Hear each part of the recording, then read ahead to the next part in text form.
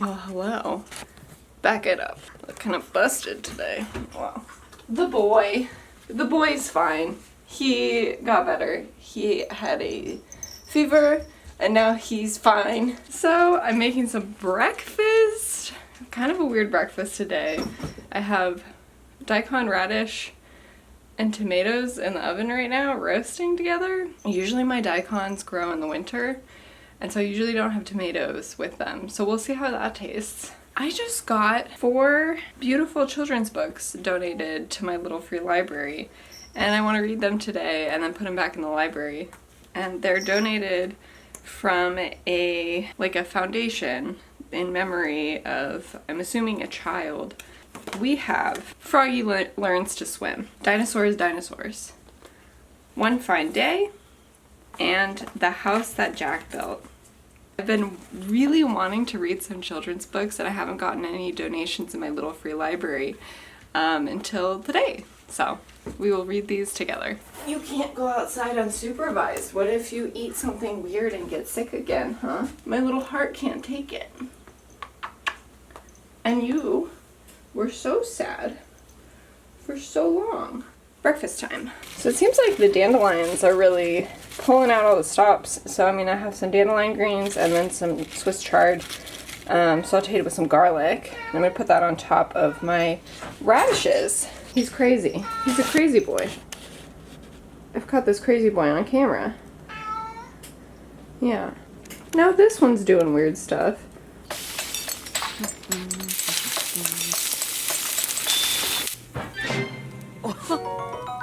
While I have been making my breakfast, I've been reading Land of Wondrous Cold. It's about the exploration and geologic history of Antarctica, and I really like its mix of historical exploration accounts and the scientific information that we have discovered about the formation of, the importance of Antarctica. So it's been a really good nonfiction read. I do have a little bit of trouble keeping the different people straight. What are we gonna do? I'm gonna go eat my breakfast now. I think I'm gonna do that outside because my little doggy's been waiting patiently. Here, let me show you. There she is. I'm gonna start with The House That Jack Built. So it's been a little bit of a while since I last updated you guys. I was going to sit down and read this book, and then my husband came out and started talking to me. I was telling him that some people donated books, and it's called Books From Gwen, donated in memory of an infant who died. And then I started crying. Then I started crying a lot because just thinking about how painful that is, and then taking that and turning it into something generous just really touched me. Anyway, I'm so grateful for these books that I can now have in my little free library and give out to the kids in my community. These were wonderful books. So I read The House That Jack Built. This is like one of those really long, ridiculous sentences where we keep adding on things or people that are more removed from the initial subject. And so it ends up being this really big long sentence at the end. I thought it was cute.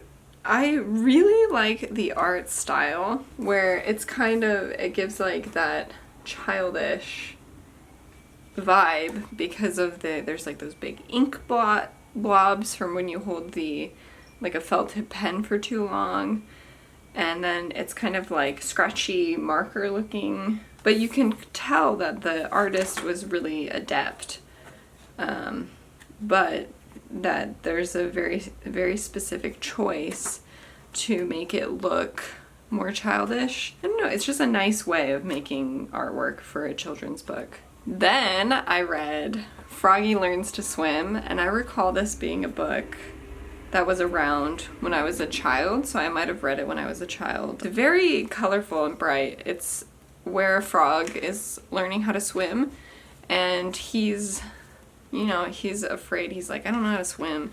and then his mom teaches him, he learns to love it.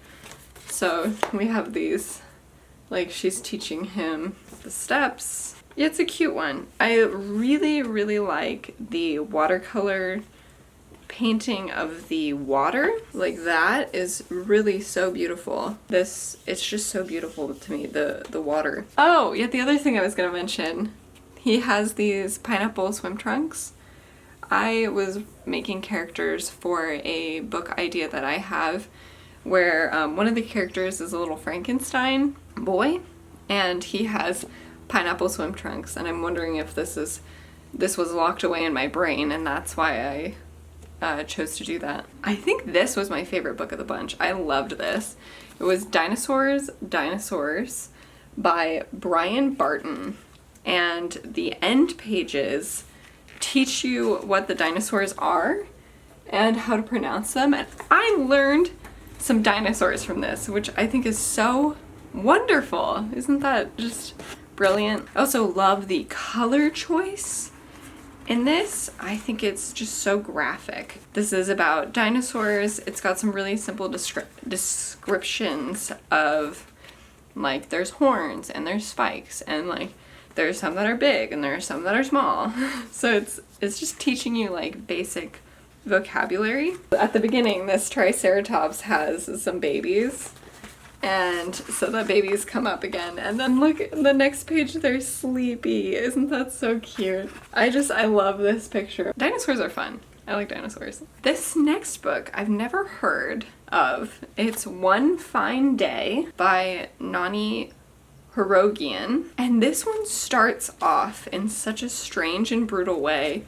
A woman cuts off a fox's tail because it was drinking her milk. He begs her to sew it back on, and she says, "You have to give me milk in order for me to sew back your tail." And so then he goes on a bit of a goose chase trying to get milk. Like, the cow wants something, and so he has to go get something for the cow before the cow will give milk. And he just ends up with a chain. The illustration style for this one, it's a little bit like more dreary. It's also quite beautiful. And I love with illustrations when you can see like just all these textures of the canvas and the paint on the canvas. It's just so beautiful. It's like it's such a beautiful thing to hold in your hands. It's a bit old-fashioned. It's an older book. It's from 1971, but I quite liked this as well. That's my kind of unexpected mini children's book review. I'm just so grateful for these books being donated to my community. So grateful to the parents who I'm gonna cry again. To the parents who took something so tragic and dark in their lives and decided to make it something beautiful for everyone else.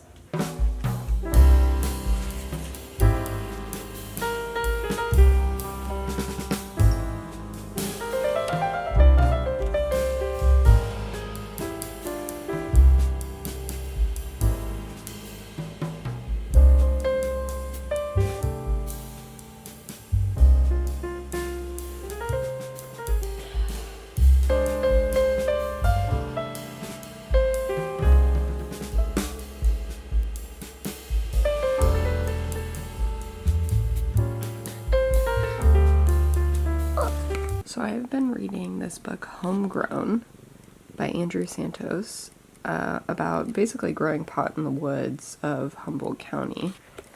And it's just so observational of what this place looks like. It's so good. Like, on some of the very first pages, there's this little scene. And these two panels, I was like, oh, what great observational skills this artist has. Just look at how beautiful this is. Those 4 panels, oh my god, so beautiful. This book was so well done. I don't know, just the contemplation of civilization versus removing yourself from civilization. It's just beautiful. It was a very well done book and also educational about the state of growing pot in the 1990s in Humboldt County. I do recommend this. So I borrowed this from a coworker. I think I might buy myself a copy because it is just very well done. That's it. I'm still on the couch with Louie. Oh, he's so cute. With Louie and Clover. And it is raining outside. I just want to show off this brunch that I've made with my homegrown sweet potatoes, a homegrown tiny butternut, which I don't even know if you can see in here, and then some of the groceries from the store, so like the potatoes from the store, celery, and onions are from the store. But doesn't this look beautiful? I've just made myself a cup of that tea blend that I was making a while ago now. Water break.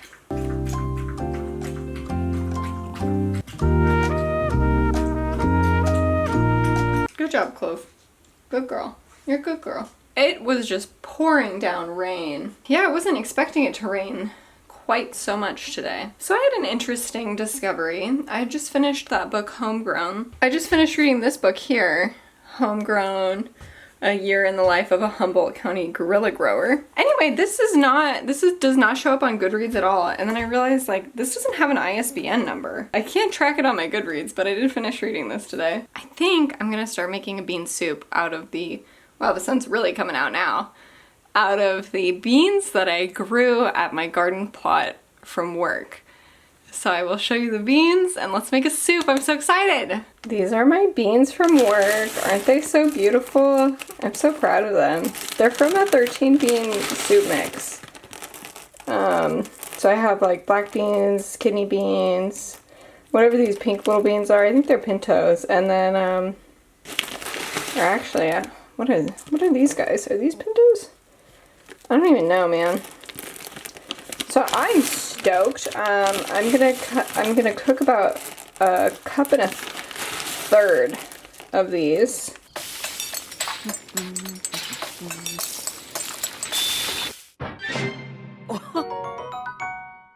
This is probably very obvious.